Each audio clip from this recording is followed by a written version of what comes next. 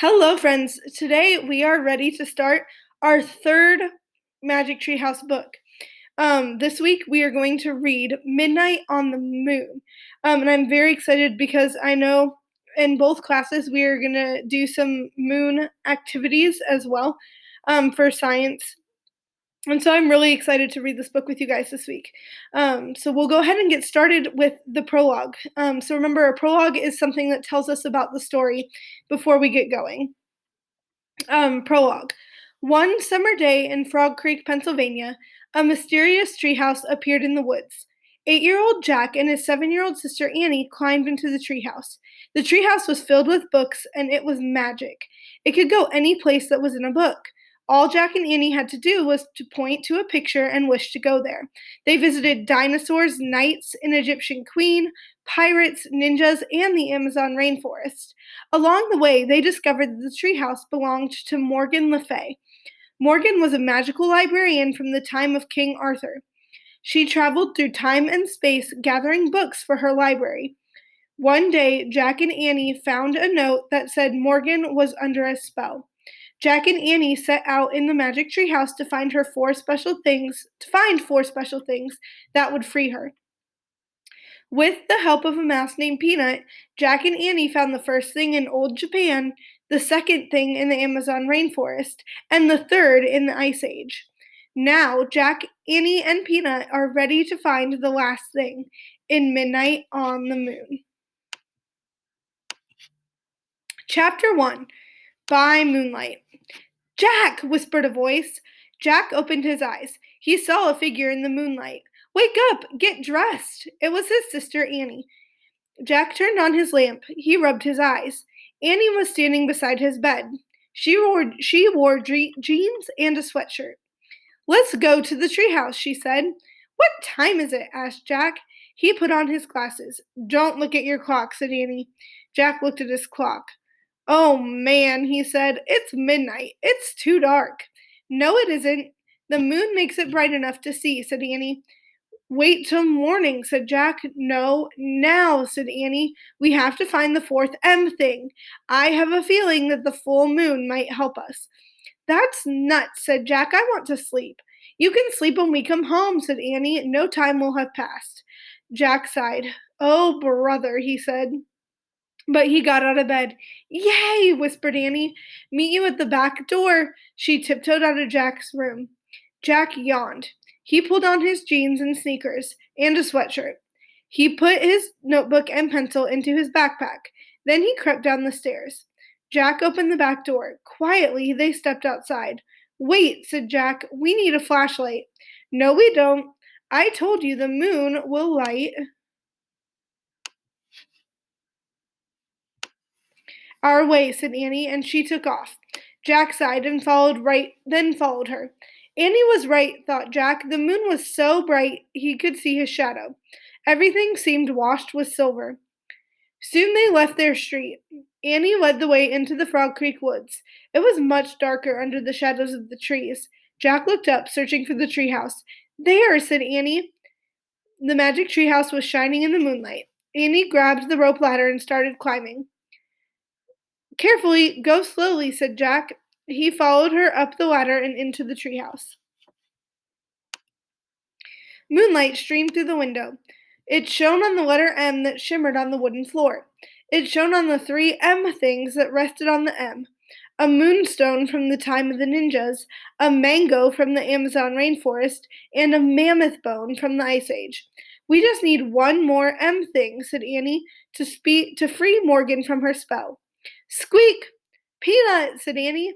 In the dim light, Jack saw a tiny mouse. She sat on an open book. You didn't expect to see us this late, did you? Said Annie.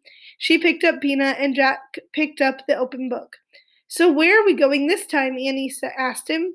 Jack held the book up to the moonlight. Uh-oh, he said.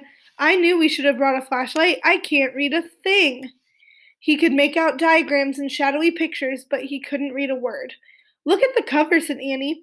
The letters were bigger on the cover. Jack squinted at them. It's called Hello Moon, he said. Annie gasped. We're going to the moon? Of course not, said Jack. It's impossible to go to the moon without tons of equipment. Why? There's no air. We couldn't breathe. Not only that, we'd boil to death if it was day and freeze to death if it was night. Yikes, said Annie. So where do you think we are going? Maybe a place where people train to be astronauts, said Jack. That sounds neat, said Annie. Yeah, said Jack. He'd always wanted to meet astronauts and space scientists. So say the wish, said Annie. Jack opened the book again. He pointed to a picture of a dome shaped structure. I wish we could go there, he said. The wind started to blow. The treehouse started to spin. It spun faster and faster. Then everything was silent. Absolutely silent. As quiet and still as silence could be. Chapter 2 Space Motel. Jack opened his eyes. He looked out the window. The treehouse had landed inside a large white room. What kind of training place is this? Asked Annie. I don't know, said Jack. The room was round. It had no windows, it had white floors and a curved wall lit by bright lights. Hello, Annie called. There was no answer. Where were all the astronauts and space scientists? Jack wondered. There's nobody here, said Annie. How do you know? Said Jack. I just feel it, said Annie. We'd better find out where we are, said Jack. He looked at the page in the moon book. He read the words below the picture of the dome. A moon base was built on the moon in the year 2031. The top of the dome slides open to let spacecrafts enter and leave. Oh man, Jack whispered. What's wrong? Jack's heart pounded with excitement. He could hardly speak. We've landed inside a moon base, he said. So, said Annie. So the moon base is on the moon, said Jack. Annie's eyes widened. We're on the moon? She asked. Jack nodded. The book says the moon base was built in the year 2031. So this book was written after that, which means this book is from the future. Oh, wow, said Annie. Morgan must have gone forward in time to borrow it from a future library. Right, said Jack. And now we're in the future. On the moon. Squeak, squeak! Annie and Jack looked at Peanut. The mouse was running around in circles. Poor Peanut, said Annie. She tried to pick the mouse up, but Peanut hid behind the mango on the letter M. Maybe she's nervous about being on the moon, said Annie. She's not the only one, said Jack. He let out a deep breath, then he pushed his glasses into place. So what's a moon base? Asked Annie. Jack looked at the book. He read aloud.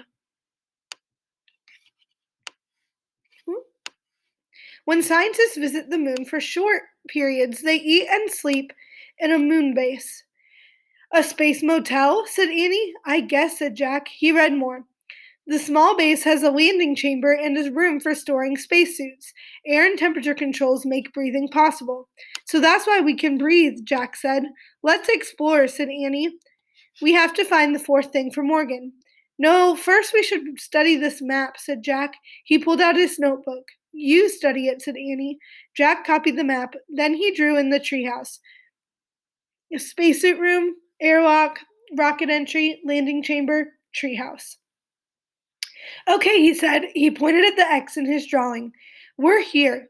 Jack looked up. Annie was gone. Oh, brother, Jack said. As usual, she had left without him, before they could even make a plan.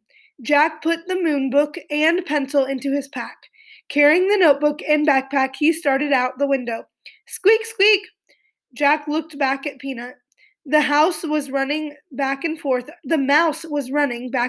on the M.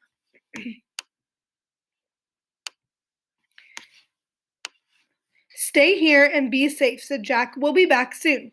Jack swung himself over the windowsill. His feet touched the floor of the landing chamber. Annie, he called. There was no answer.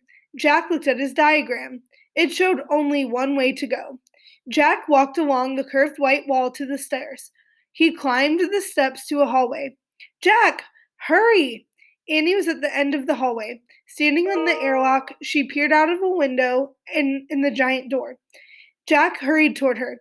Annie stepped aside so he could look out the window too. Oh man, said Jack.